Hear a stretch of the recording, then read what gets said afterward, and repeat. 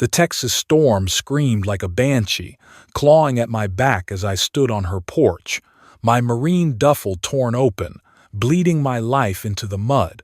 My own daughter, my heart's blood, stood behind that glass door, her voice a blade ripping through my soul. "You're dead to me, old man.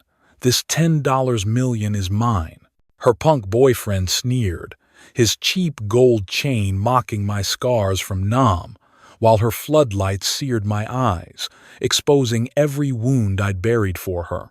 She thought she'd stolen it all, a mansion, a Cadillac, my sacrifice erasing me like I was nothing. But she missed one damning truth. She never checked the name on that ticket. My heart shattered, a pain deeper than any jungle ambush, a betrayal no man could endure twice. I didn't kneel, I didn't break. I'm John Jack Ramsey. I'm 62 years old, and this Marine's ready to fight for what's mine. I've lived in Killeen, Texas for 30 years, in a clapboard house bought with VA checks and patched with sweat from my days in Nam. It's no palace, just 900 square feet of creaking floors and a porch where the paint peels like old skin. I'm a Marine, always will be, and discipline's my North Star. Every week, I walk 3 blocks to Tom's Gas and Go, buy a quick-pick lottery ticket, and sign it right there at the counter, my pen scratching my name like I'm carving it into oak. It's not hope, it's habit, the kind that kept me alive when bullets sang. Sarah, my daughter, used to laugh at it, her ponytail bouncing as she'd say, "Dad, you're too stubborn to win big." Back then, she'd curl up on my couch, counting my dog tags like they were fairy tales. Now, she's 35, strutting in a mansion bought with money she thinks is hers, her voice cold as a norther. Last week, I sat at Maggie's bar, the VFW hangout where the air smells of Lone Star beer and stories too heavy to finish. Maggie Turner, a former Army nurse with a laugh like a mortar round, poured me a coffee. "Jack, you look like you've seen a ghost," she said, her eyes sharp as ever. I told her about Sarah, how she'd traded our Sunday barbecues for Billy's slick promises, and a life that sparkled too bright to be honest. Maggie slammed her rag down. That girl forgot who carried her through storms. Tom Sarge Carter, another vet, nodded from the bar's edge, his hand still steady from years at Gas and Go. "I saw you sign that ticket, Jack. The 17th of March, 10:36 a.m. It's yours." Killeen's a town of soldiers where loyalty runs deeper than oil. I didn't know it then, but my fight was theirs too. The Texas storm didn't just soak me, it drowned every piece of me that still believed in promises. I sat in my 2089 Ford pickup, parked crooked on the shoulder of Highway 190, the wipers stuttering like a heart too tired to keep rhythm. Rain hammered the roof, each drop a reminder of Sarah's voice sharp as a bayonet, calling me nothing, a leech, a shadow she'd outgrown. My hands, calloused from Nam and 30 years of fixing what broke, clutched a faded Polaroid from 1995. Sarah, 5 years old, saluting my Marine cap with a grin that could have lit Killeen at midnight. Now, she'd erased me, changed the mailbox on our old house to read Sarah Ramsey in looping letters, as if my name carved into VA checks, dog tags, and her childhood never existed. The pain cut deeper than any firefight. A wound no medevac could reach, no Purple Heart could honor. I'd carried her through fevers at the VA hospital, 2 a.m. runs when her cough rattled like incoming fire. I'd sat by her bed, my eyes burning from no sleep, whispering stories of jungles and honor to keep her calm. I sold my old service pistol to pay her school fees, told her it was just a trade for something better. She'd hugged me then, her arms small but fierce, promising, "I'll take care of you, Dad, when I'm big." Now, at 35, she stood in a mansion, her Instagram glowing with marble floors and champagne flutes, captioned, "New life, no anchors. One post stung worst. Some people cling to your past to steal your future. It was me she meant, the man who'd built her world with sweat and silence. My chest tightened, the kind of pain that feels like your ribs are caging a scream you can't let out. I drove to the edge of town, where Killeen's lights fade into cotton fields and memories. The storm blurred the road, but I knew every pothole by heart, like I knew every scar on my body. I pulled into the gravel lot by Maggie's bar, the neon VFW Post 9191 sign flickering like it was ashamed to stay lit. Inside, the air was thick with cigarette smoke and the low hum of old soldiers trading stories. Maggie was wiping the counter, her eyes catching mine before I could hide. "Jack, you look like you've been hit by more than rain," she said, sliding a coffee my way, black as the night outside. I didn't answer. I couldn't. My phone buzzed. Another post from Sarah. A video of her and Billy, laughing in a convertible, captioned, "Freedom tastes better than family." The knife twisted. She'd traded our Sunday barbecues, our late-night talks about her dreams, for a man who wore his smirk like a medal he hadn't earned.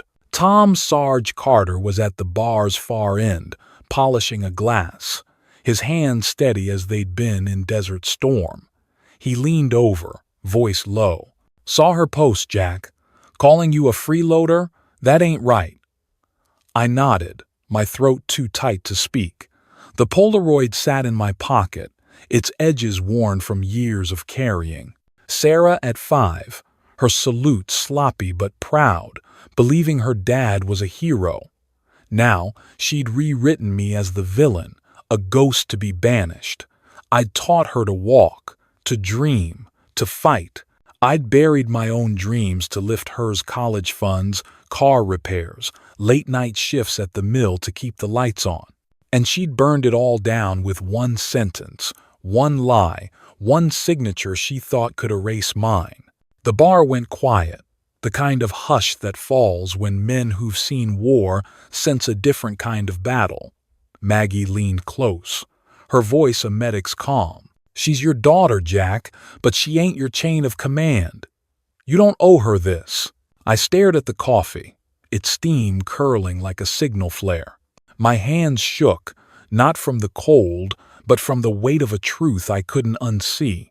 Sarah hadn't just taken the ticket, she'd taken my name, my sacrifice, my life. The pain was a void, deeper than any trench I'd crawled through in Nam, darker than the nights I'd prayed she'd live. I wanted to scream, to storm her mansion and demand she look me in the eye. But Marines don't break. We regroup. We fight. I set the Polaroid on the counter, Sarah's tiny salute staring back. "She forgot who signed that ticket," I said, my voice steady as a rifle's aim. But I didn't. The storm had passed, but the ache in my chest hadn't. I walked 3 blocks to Tom's Gas and Go, the Texas sun burning through the morning haze, each step a deliberate march against the weight of Sarah's betrayal. My boots crunched on gravel, steady as a cadence call, as I carried the Polaroid of her at 5, saluting my Marine cap, now tucked in my pocket like a battle flag. Inside, the store smelled of burnt coffee and motor oil, a sanctuary for men like me who measure life in receipts and routines. Tom Sarge. Carter stood behind the counter, his Desert Storm cap tilted back, eyes narrowing as I approached. "Jack, you here for more than a ticket?" he asked, voice low, like we were planning a raid. I slid my hand into my jacket, pulled out the receipt from the 17th of March, 10:36 a.m., smoothed it flat on the counter. "This is my line in the sand," I said. "My name's on that ticket." Tom leaned over, squinting at the faded ink. "I remember that day, Jack. You signed it right here, same as always." Camera caught it. He pointed to the dusty security lens above, its red light blinking like a sniper's scope. "Let's pull the tape," I said, my voice steady but burning inside. Tom nodded, punched keys on an old computer in the back, the screen flickering to life with grainy footage. There I was, 10:36 a.m., pen in hand, signing the ticket with the precision of a man who'd learned to mark what's his in a war zone. The timestamp was clear, unyielding, like a general's orders etched in stone. "That's your proof, Sarge," Tom said, printing a still, his hands moving with the care of a soldier cleaning his rifle. I folded the paper, my fingers tracing the edges, a small victory in a fight I hadn't chosen. Back at Maggie's bar, the VFW Post 9191 sign glowed steady now, no flicker of shame. Maggie Turner was wiping down tables, her army nurse grit shining through her quick smile. "Got something?" she asked, spotting the still in my hand. I laid it on the bar next to a Lone Star coaster. "Camera don't lie, Maggie. My name's on it." She studied the image, her eyes sharp as a medic's scalpel. "Damn, Jack, that's your ticket, all right, but Sarah's out there spending it." My phone buzzed, a notification from Sarah's Instagram, a photo of her in a Cadillac convertible, Billy's arm around her, captioned, "Chasing dreams, leaving dust." The mansion's marble steps gleamed in the background, a sold sign stabbed into the lawn like a bayonet.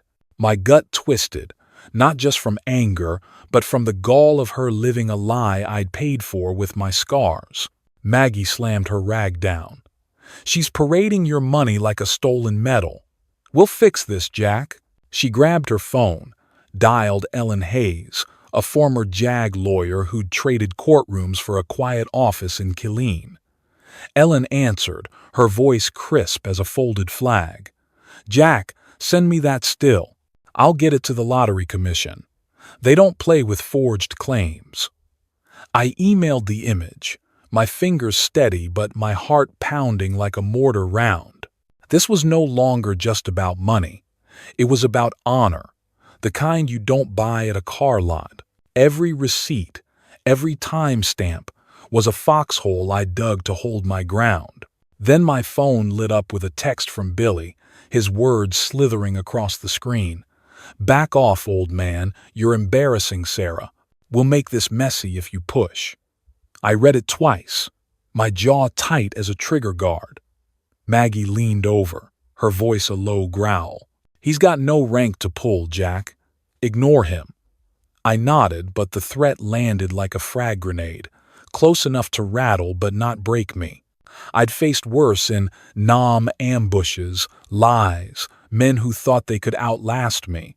I slipped the still into my pocket, next to the Polaroid, 2 pieces of paper heavier than gold. The bar's jukebox kicked on, playing Sweet Home Alabama, and for a moment I felt the old fire of a Marine ready to charge. Sarah thought she'd buried me, but truth don't stay down when you've got witnesses. The Texas sun hung low over Killeen, painting the VFW Post 9191 sign in a tired gold that matched the ache in my bones. I sat on a bar stool at Maggie's, the air thick with the scent of Lone Star beer and the ghosts of old battles. My hands, still steady from years of tying knots in Nam, clutched the printed still from Tom's Gas and Go, time-stamped the 17th of March, 10:36 a.m., my signature clear as a Marine's oath. Sarah's betrayal had carved a hole in me, but I wasn't alone. This town, built on the backs of soldiers, didn't let its own bleed out. Maggie Turner, her army nurse grit etched in every line of her face, slid a cold bottle across the counter. "Jack, you're not fighting this solo," she said, her voice steady as a medic stitching a wound. "We got your 6. I nodded, the weight of her words settling like a flak jacket, heavy but sure. Maggie leaned back, her eyes scanning the bar like a perimeter check. "Ellen Hayes is your next call," she said. "She's JAG, retired, but sharper than a bar. She'll tear through this like it's red tape at the VA." I sipped the beer, its bitterness grounding me. Maggie had seen me through worse nights when the jungle screamed in my sleep, days when Sarah's teenage tantrums felt like incoming fire. She'd always been there, pouring coffee or courage, whichever I needed more. Now, she was rallying the troops. She dialed Ellen, speaker on, the phone buzzing like a field radio. Ellen's voice cut through, crisp as a folded flag. "Jack, I've seen the still. That's your name, your ink. Send me everything, receipt, footage, timestamps. The lottery commission don't play when the evidence is tight." I felt a spark. Not hope, but something harder resolve. The kind that carries you through a firefight when the odds are trash. The VFW hall filled up as the evening crowd rolled in, old soldiers with stories etched in their scars. Tom Sarge Carter pushed through, his Desert Storm cap low, carrying a tray of wings like it was a mission. He set it down, his voice gruff. "Jack, I told the boys about your ticket, the 17th of March, right at my counter. You signed it, same as always. I'll swear to it on my old dog tags." The room rumbled, a low growl of agreement from men who'd learned loyalty in foxholes. A guy named Pete, who'd lost a leg in Fallujah, raised his glass. "Ain't no one stealing from a Marine, Jack. We'll stand with you." Another vet, grizzled and gray, chimed in. "My cousin lost a claim in 2098 because he didn't sign. You did it right, Ramsey." Their voices wrapped around me, not soft, but solid, like the click of a well-oiled rifle. Maggie poured another round, her laugh cutting through the haze. "Sarah's out there posting pictures of her Cadillac, but she don't know Killeen's got eyes." She showed me her phone, a screenshot of Sarah's latest Instagram, her and Billy posing on marble steps, captioned, "Winning means cutting dead weight." My jaw tightened, but the bar's warmth held me steady. These were my people, men and women who'd carried stretchers, dodged mortars, and rebuilt lives on VA checks and grit. They didn't just talk, they acted. Pete leaned over, his prosthetic tapping the floor. "I got a buddy at the courthouse, Jack. He'll notarize anything you need, no questions." Maggie nodded, her eyes fierce. "And I'll drive you to Ellen's office myself. That girl don't get to rewrite your name." I looked around, the VFW's walls lined with faded photos of soldiers, flags, and medals nobody bragged about. This wasn't just a bar. It was a bunker. A place where loyalty didn't need to be asked for, it showed up, boots on, ready to roll. My phone buzzed again. Another text from Billy. "You're making a fool of yourself, old man. Drop it, or we'll drag you through the mud." I showed it to Maggie. She snorted, loud enough to turn heads. "Let him try. He's got no rank here." I pocketed the phone, my fingers brushing the Polaroid of Sarah at 5. Her salute still proud. The pain was there, sharp as shrapnel, but so was the fire. These folks, Maggie, Tom, Pete, the whole damn VFW were my squad now. Sarah thought she'd won, but in Killeen, brothers don't let brothers fall. The Texas dusk settled over Killeen like a ceasefire, quiet but heavy with what hadn't been said. I sat in Maggie's bar, the VFW Post 9191 sign casting a faint red glow across my knuckles, still curled around the printed still from Tom's Gas and Go the 17th of March, 10:36 a.m., my signature carved in ink like a Marine's vow. The bar was half empty, the jukebox humming "Fortunate Son," its chords a reminder of battles fought and promises broken. My phone lit up with an email from Ellen Hayes, our JAG lawyer, her subject line as blunt as a rifle butt. "Ticket scan." I opened it, heart pounding like boots on a forced march. The attached image hit me harder than any ambush in Nam. My signature, John Ramsey, bold and steady, sat proud on the ticket's back. Beneath it, a second scrawl Sarah's name, shaky, cramped, in cheap blue ink, crowding my S like a thief sneaking through a wire. Later in time, Ellen's note read, "Commission confirmed. Hairmark don't hold."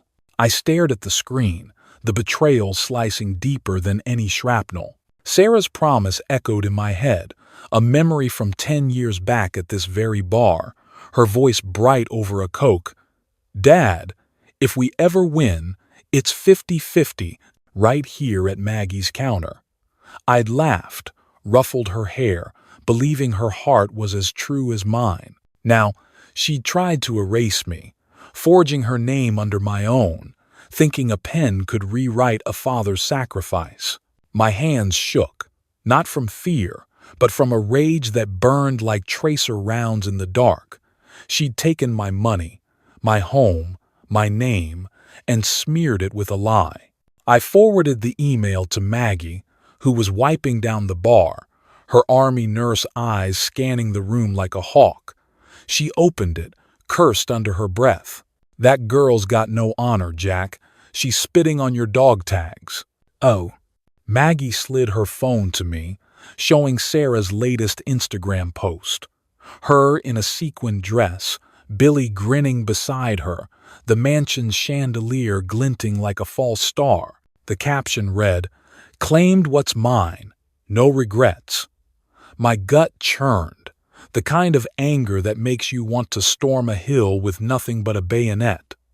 Maggie grabbed my arm, her grip firm as a medic's. "Don't let her drag you low, Jack. Ellen's got this. That ticket's yours." I nodded, my jaw tight as a locked bolt.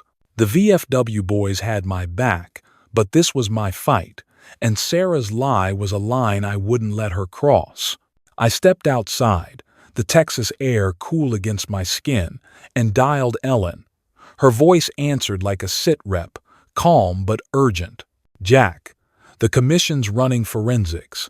Your signature's primary ink density, pressure, timestamp all match. Sarah's is secondary," added later, sloppy. "We've got a case." I pictured her in her office, papers stacked like ammo crates, her JAG training cutting through the mess.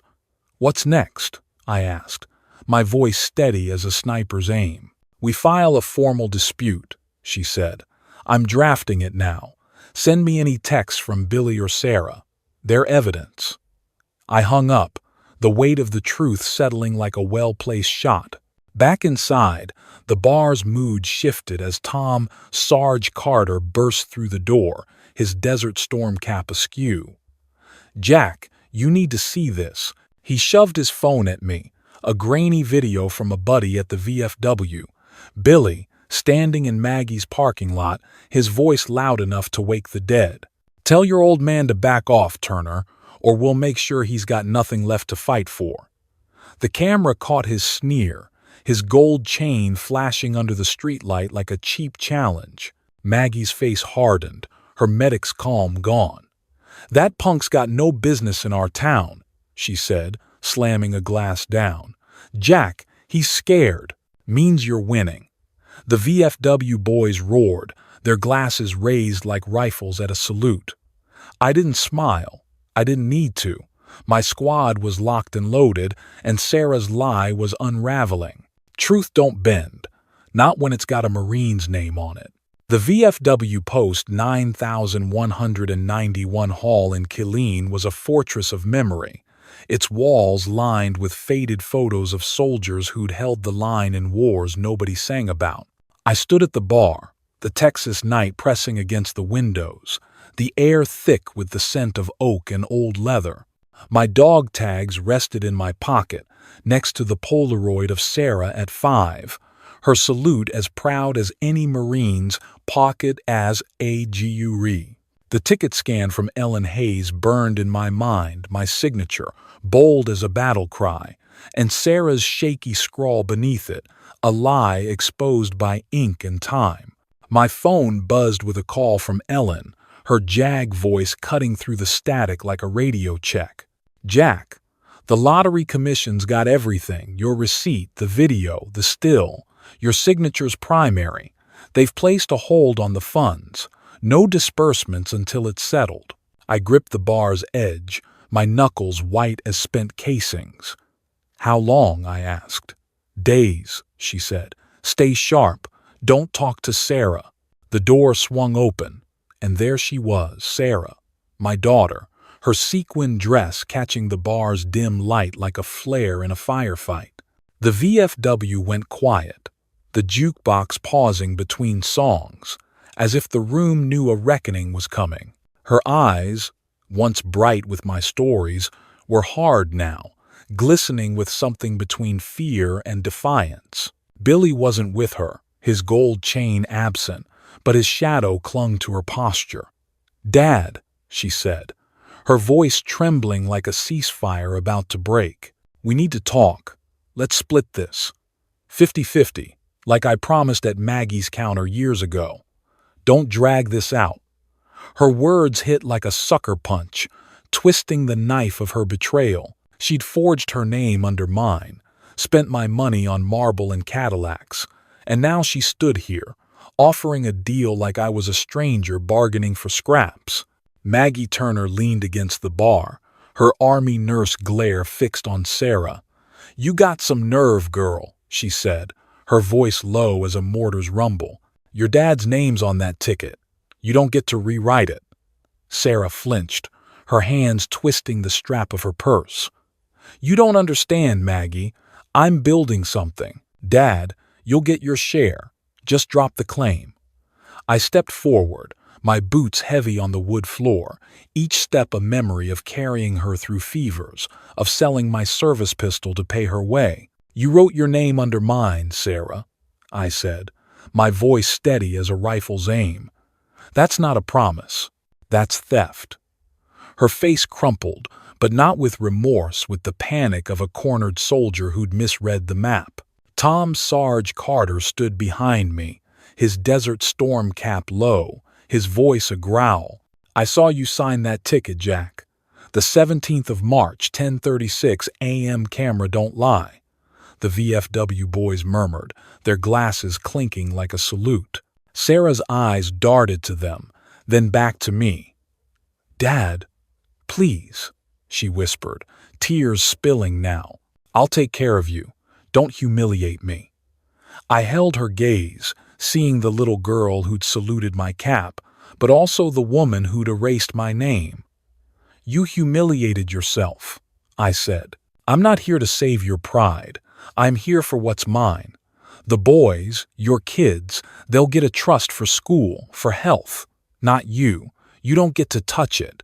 Sarah's shoulders sagged, her sequins dull under the bar's light.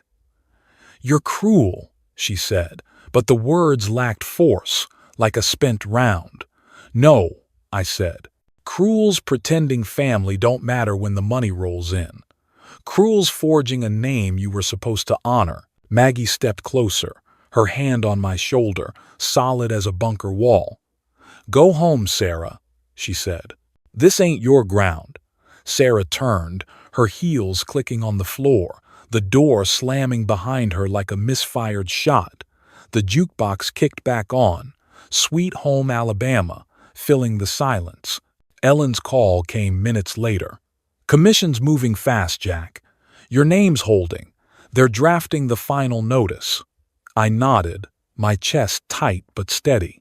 The VFW boys raised their glasses, not in victory, but in respect. Truth don't bend, not when a Marine's got his squad behind him. The Killeen morning broke clear, the Texas sky a clean blue, like the kind you see after a firefight when the smoke lifts and the world remembers how to breathe. I sat at my kitchen table, a chipped mug of black coffee cooling in my hands, the VFW Post 9191 across the street humming with early chatter.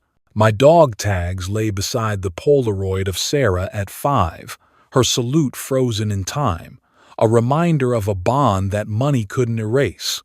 The fight was over. My phone buzzed with a notification from the Texas Lottery Commission, its words as plain as a field report. Case 243-11782, claimant of record corrected to John Ramsey. funds to be disbursed via annuity to designated trusts. Ellen Hayes had called at dawn, her Jag voice steady as a compass. "It's done, Jack," she said. "Your signature held. The $10 million is yours. Trusts for the grandkids are locked in education, health, untouchable by anyone else." I nodded into the phone, my throat tight.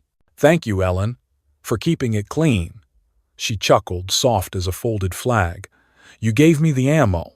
I leaned back, the chair creaking under my weight, a sound as familiar as a Marine's cadence. The commission's letter sat on the table, its ink stark against the white paper, confirming what my hands had known since the 17th of March, 10:36 a.m., at Tom's Gas and Go. My name, my ink, my truth. I'd set up trusts for Sarah's boys, my grandsons, Tim and Jake, to cover college, doctor visits, maybe a first car when they're old enough to know the road. They'd never have to beg, never have to wonder if love came with a price tag. Sarah wouldn't touch a dime. She'd made her choice, forging her name under mine, thinking a mansion and a Cadillac could rewrite a father's sacrifice. I didn't hate her. Hate's a young man's game, and I'd learned in NAM that resentment burns out faster than resolve.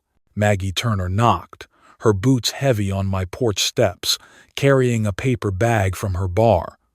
"Lone Star's on me, Jack," she said, setting 2 cold bottles on the table. Her Army nurse eyes softened, but her voice held its edge. "Heard the news. You did right by those boys." I cracked a bottle open, the hiss sharp as a salute. "Couldn't let Sarah's lie take their future," I said. Maggie nodded, her hand brushing the dog tags on the table. "You held the line, Marine, always do." She'd been there through every step connecting me to Ellen, cheering with the VFW boys when the truth came clear. Killeen's soldiers didn't just talk, they stood up, like they had in foxholes and fire bases. I drove to the VFW hall later, the Texas sun glinting off my 2089 Ford's hood, the engine rumbling like a promise kept. Inside, Tom Sarge Carter was setting up chairs for the weekly meeting, his Desert Storm cap tipped back. "Jack, you're a damn legend," he said, grinning wide as the Rio Grande. "Commission called me to confirm your signature. Told him I'd swear on my mama's grave the 17th of March, 10:36 a.m. You signed it clean." I handed him a check, my handwriting steady. $50,000 for the VFW to rebuild the meeting room, patch the roof, maybe frame those old photos of soldiers who'd earned their rest. "This ain't for glory," I said. "It's for the brothers." Tom clapped my shoulder, his grip strong as a bunker door. "We'll name a chair after you, Sarge." The hall filled with familiar faces, Pete from Fallujah, grizzled vets who'd toasted my fight. They didn't cheer, they nodded, the kind of respect that doesn't need noise. My dog tags caught the light, scratched and worn from Nam, not shining but steady, like the truth I'd fought for. Sarah's mansion stood empty now, the sold sign gone, the marble steps cold without her sequined heels. She'd posted nothing since the commission's ruling, her Instagram silent as a battlefield after surrender. I didn't gloat. Marines don't gloat. We move forward.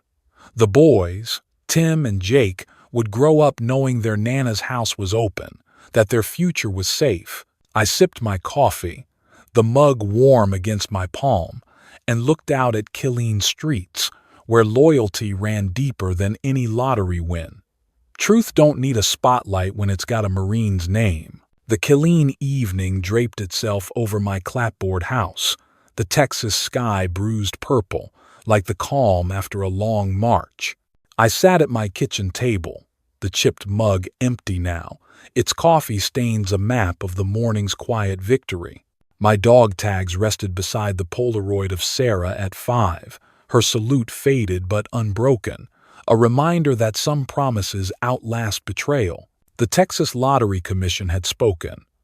My name, John Ramsey, was etched on that $10 million ticket, signed at Tom's Gas and Go on the 17th of March, 10:36 a.m. The money was mine, funneled into trust for Tim and Jake, my grandsons, to carry them through college, doctor visits, and dreams I'd never had the chance to chase. I'd given $50,000 to the VFW Post, $9,191, to patch the roof and frame the photos of soldiers who'd held their ground. Honor don't shine. It stands, steady as a Marine's boots in the mud. I learned this in Nam, where discipline wasn't just a habit, it was survival. Signing that ticket at the counter wasn't about luck. It was about claiming what's yours before the world tries to take it. Every receipt I kept, every timestamp I noted, was a lesson from the jungle. Mark your ground, or someone else will. Sarah thought she could erase my name with a shaky pen, but truth don't bend. Not when it's got witnesses like Maggie Turner, Tom Sarge Carter, and Ellen Hayes. Maggie's voice echoed in my head, her army nurse grit sharp as ever. You held the line, Jack. Tom's nod at the VFW, his Desert Storm cap low, carried the weight of a brother's respect. Ellen's jag precision cut through the lies like a crowbar through rope. Killeen's soldiers didn't just save me. They reminded me that loyalty is heavier than gold. This fight wasn't about the money, it was about the name I'd carried through war and peace. In Nam, I learned to sign what's mine, not because I wanted to win, but because I refused to lose who I was. Discipline is your armor, your dog tags, your North Star when the night gets dark. It's what keeps you standing when your own blood turns against you, when a daughter forgets the father who carried her through fevers. I don't hate Sarah. Hate's a fire that burns out fast. I chose to build instead to secure a future for Tim and Jake, to give the VFW a roof that don't leak. That's what honor does. It builds where others break. I'm John Jack Ramsey, a Marine, 62 years old, and this is my story. If it hit you where you live, where your scars ache or your heart holds fast, let me hear it. Hit that like button. Drop a comment with your own fight, your own line in the sand. Subscribe if you believe truth deserves a voice. This ain't about fame. It's about standing for what's right, like we did in the barracks, the jungle, the VFW hall. Check out our playlist for more stories that carry the weight of a soldier's oath. Share yours. We're listening.